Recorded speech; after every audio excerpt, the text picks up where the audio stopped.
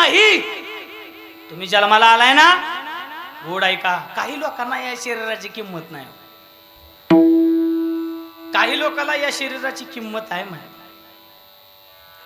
आपण जर समाजामध्ये बघितलं, आपल्या डोळ्यासमोर आले असंख्य उदाहरणं दिसतात. काही लोक दारू पितात.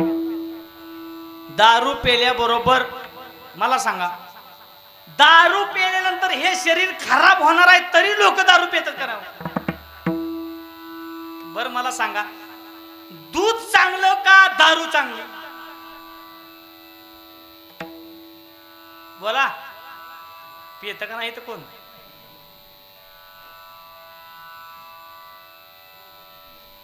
साधी गोष्ट आहे की दूध चांगलं. मग मला सांगा, दुधाची किंमत जास्त आहे का दारूची किंमत जास्त आहे? वाईट मार्गाची किंमत जास्त आहे का चांगल्या मार्गाची किंमत जास्त आहे?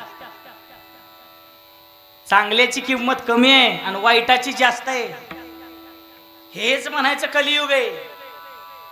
शेतकरी महाराज भयान कष्ट करतेत, भयान.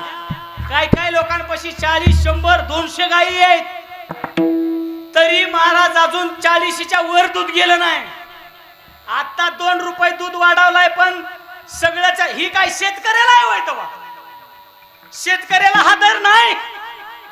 ज्यांचं ज्यांचं मोठं प्लांट आहे त्यांच्यासाठी वाढवलंय, आपल्यासाठी नाही, शेतकऱ्यासाठी. अंडरलाईन करून ठेवा. विठाला विठाला विठाला.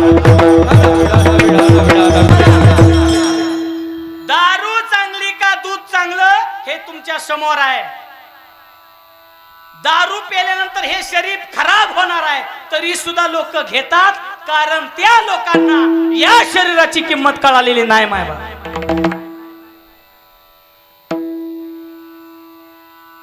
या स्वर्गामधले देव सुद्धा तळमळतात हे शरीर मिळण्यासाठी. जागा व्हा. एक दिवस तुमचा सुद्धा आहे, आपल्याला सुद्धा एक दिवस जाणं आहे. इथं बसलेल्या प्रत्येक माणसाला जाणं, एवढं लक्षात असू द्या. इथं बसलेल्या प्रत्येक माणसाला जाणं, एवढं लक्षात असू द्या. हा, आपल्या सुद्धा घरी असा एक मंडप टाकला जाणार आहे. एक दिवस आपल्या घरी असा उजडणार आहे.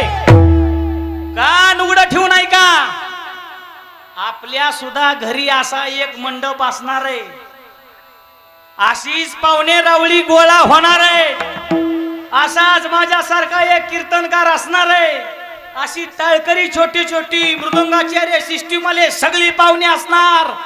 पण एक दिवस असा उजाडणार, त्या कार्यक्रमाला आपण नसणार. ही शोकांतिक आहे. मरणार नाही पी 5-25 वर्ष, अजून लय फिरायचंय अजून मला. महाराज, एक दिवस आपल्या घरी असा उजडणार आहे. प्रत्येकाच्या असा भला मोठा मंडप आहे. सगळी लोक असणार, फक्त आपण फुटूत असणार, एवढं लक्षात असू दे.